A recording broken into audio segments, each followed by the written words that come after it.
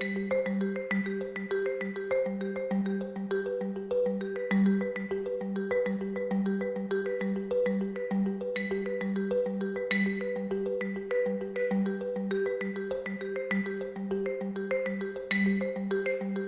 after-school and summer programs, expanded learning opportunities are fantastic for our students in California. It helps them get deeper into the subject matter. It helps them explore areas that they don't normally have a chance maybe during the regular school day to explore. After-school programs have always been a safe place for kids to go after school and a place where they can finish their homework. But now we envision after-school and summer programs as a way to really expand learning time.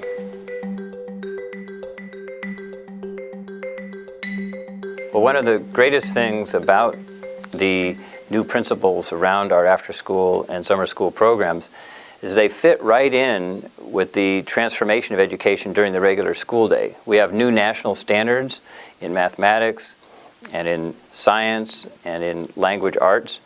And so the deeper, more critical thinking, we call them 21st century learning skills, more hands-on kind of learning, that's in keeping with the transformation of the classrooms during the day, which will be doing more of that emphasis on hands-on experimenting, exploring, discovering on your own as part of a problem-solving, hands-on activity.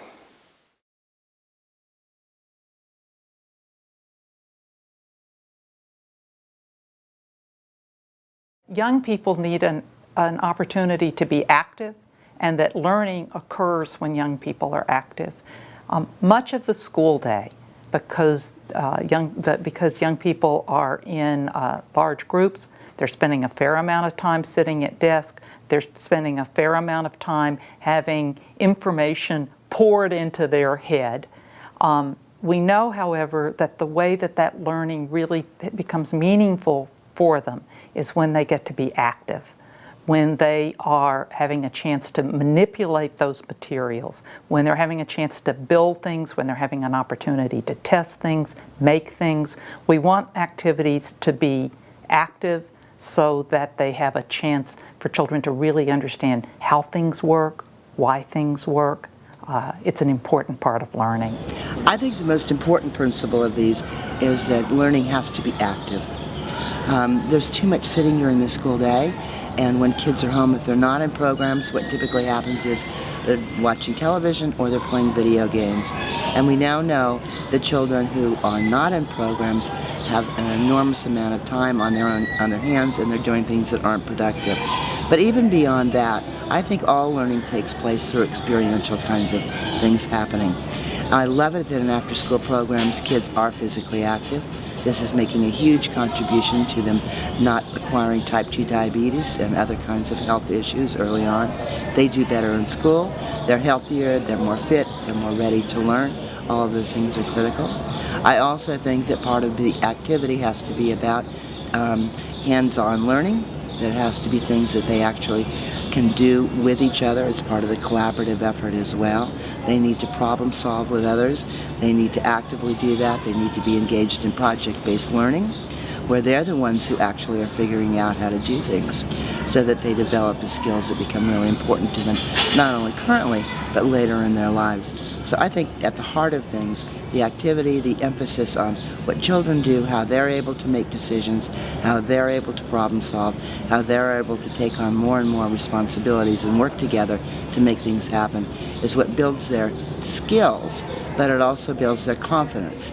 And I think it's the combination of those two things that make the biggest difference in children's lives. One of the most interesting learning principles in my mind is the one about collaboration, because studies have shown that one of the reasons young people do not go into science is because they think that scientists work alone and they're isolated. And in fact, most scientists would think that they're very collaborative in their work. A lot of big teams are needed to really tackle some of the biggest questions in science. So if you think about, looking for life on other planets, or you think about how to invent new medicine, all of those take a team of scientists and engineers to work together. And so for scientists, we think of our work as collaborative. We email people all over the world with our ideas, and we hear their criticism and their critiques, and that's how we do science. science. And so for scientists, collaboration is a key part of what we do every day. And yet most young people think that scientists work alone in their labs blowing things up. And so I think I like the collaboration learning principle, and to make sure that when we do science, we encourage people to think of science as a collaborative effort, because that's what it is in today's society. Another one of the learning principles I think is really key for science education is the active hands-on principle. One of the problems that most educators acknowledge is that in the classroom now, kids just don't have enough time to do science the way we think it should be done. In other words, with their hands being messy and their minds being engaged and asking questions and trying things out. When they come up with hypotheses, predict what they should be doing and then test to see whether they're right or not. That to us is the kind of science education that should be going on inside the classroom and outside of the classroom. But with the limitations in classes now, with the kinds of class size, lack of supplies, the lack of time, and the focus on standardized exams, I think it's really incumbent on the after-school and out-of-school environments to provide that hands-on science engagement that kids just aren't getting enough of. The one that I think about the most is the principle around learning that is collaborative. I think about this a lot as the head of an organization, as an employer, and the fact that learning how to work in a collaborative way and learning how to work as a team member, I think, is absolutely one of the most critical skills that a young person can leave school with as they're coming into the working world. Nothing we do happens in isolation. Everything we do happens as a member of a team. And when I'm looking for people who are going to be strong contributors to our organization, I'm looking for somebody who can do a really good job of negotiating the personal relationships that they need to negotiate in order to reach a goal. And I think the extent to which we can be helping kids practice that skill from a very early age through their educational experience is one of the most important things that we can do. Meaningfulness, I think, is really important. It's especially important for kids who come from low-income communities and kids who come from families where no one's gone to college. If they don't see the relevance and understand why what they're learning is meaningful and important, they're more likely to become disengaged. Unlike middle-class kids, many times middle-class kids will learn something simply because they're told by adults, this will get you into college. But for someone who's not necessarily on a path to college, just saying you need this to go to college is not enough. You actually have to show them why learning something, whether it be algebra or biology or reading Shakespeare, why is that important? What does that have to do with their lives? And teachers who can't make those kinds of connections for their students often fail in being able to address their learning needs. I would say similarly that education always has to expand horizons for young people, expand their sense of what's possible. One of the things we're constantly working against, and again, particularly with young men of color, is the negative and pernicious effect of stereotypes. Stereotypes which lead them to believe they have a better chance of being a ball player or a rap star than of being a scientist or a writer or of an elected official or lawyer. And part of expanding horizons means giving concrete experiences which allow them to see and learn about how knowledge is applied in the real world, in professional settings, and why, in fact, that's a course of action and a career path they may want to choose. And most importantly, what does it take to get there? So that kind of work of expanding the sense of what's possible, of exploding the stereotypes, and of tapping into that deeply seated sense of identity is essential to the work of really capturing the imagination of young people. When it's meaningful, when young people are able to do activities that they know are important, that they're important for their community, that they're important for their school or for their program, that it's an area that they're passionate about, that those kinds of meaningful activities are the ones that they'll be more likely to persist at, that they'll be able to work, they're going to work harder, that they're going to stick with it, and those are the kinds of skills that we also are going to be needing. Meaning is extremely important, and the reason that exists, either for after school, summer, or other learning, is the mind is involved. And one of the things we know about the mind, it is full of memories, and memories are meaning. And human beings are meaning makers. And so every time somebody engages in something, if they're going to remember it and be aware of it, it has to have a whole lot of meaning for them. In my own view, that means, again, that children have to have the opportunity to talk about what's in their minds, what they're thinking about, and then what sense they're making of it all, irrespective of what an adult or someone else wants them to know. The learning principle that resonates the most with me is learning that promotes mastery. At this conference that we've been at here for the last couple of days, we've heard over and over again that one of the most valuable aspects of after-school programs is that it gives kids an opportunity to explore what it is that they're good at. And I know for me personally, I was a very, very good student, but classroom work was not what got me excited about going to school. What got me excited about going to school was their extracurricular activities that I was involved in, where I got to do something that wasn't necessarily part of, reading, writing, arithmetic, but it was something that I thought that I could do very well. And it was an opportunity for me to explore my unique skills and talents that set me aside and apart from my peers. And, that's why I went to school every day. That's why I stayed late, stayed after school, and part of why I think I was a good public school student is because I had an opportunity to, beyond just the classroom work, to do something that really provided me with some enthusiasm and excitement about going to school every day. Mastery can be defined in many ways and has different definitions, but in this case it means children learning they can be really good at something, and being exposed to the type of learning environment where they are experiencing sequenced instruction or sequenced activities that builds towards a culminating fact or a culminating experience or a culminating skill or a culminating project. So why is that important? Once a child learns that they can be good at something, then they've learned that they can be good at other things. It builds their self-confidence.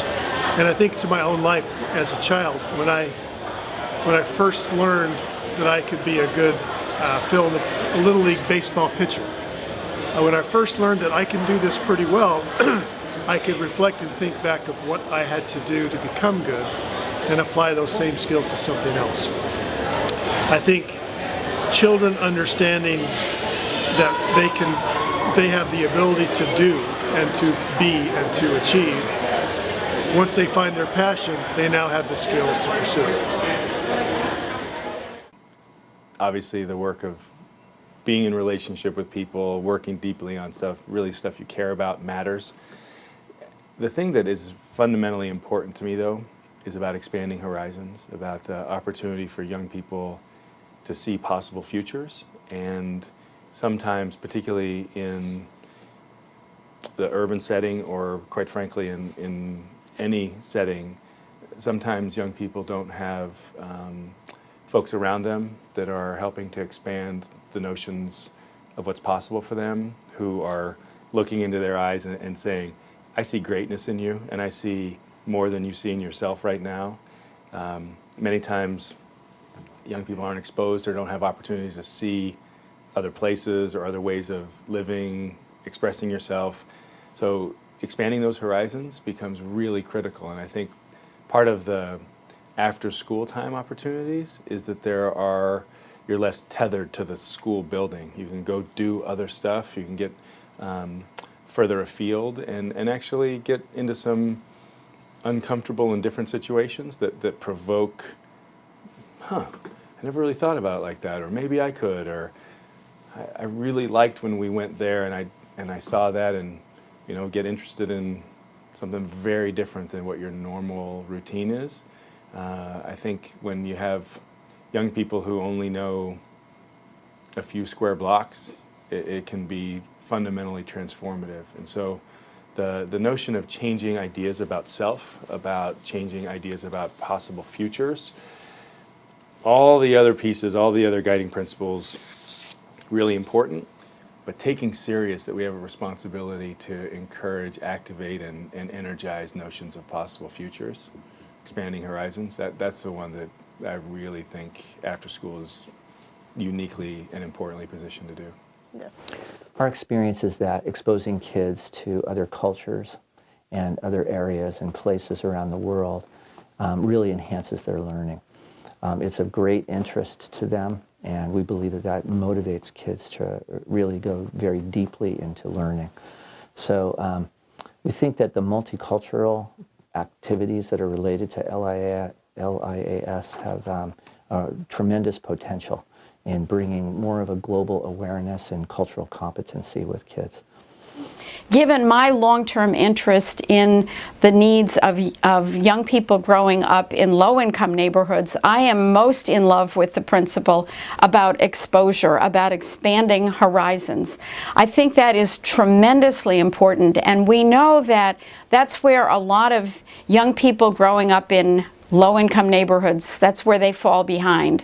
And so I think it's incumbent on us as we work with young people to make sure that it isn't only rich children who get enrichment. You know, enrichment is really about exposure, experience, and engagement. And we know from studies going back 20 years that poor children tend to get over-remediated and under-enriched. And so I think that the notion of exposing young people to experiences, to learning, to people and places and possibilities is maybe my #1 favorite of the 5. But I like all of them. I think they're all really, really important. In many ways, what we're doing in schools today is a throwback to a time when in the early 20th century students were learning passively, sitting at their desks, and most of it was learning based on memorization. And what we know about 21st century learning is that kids need to be actively engaged. They need to have meaningful experiences.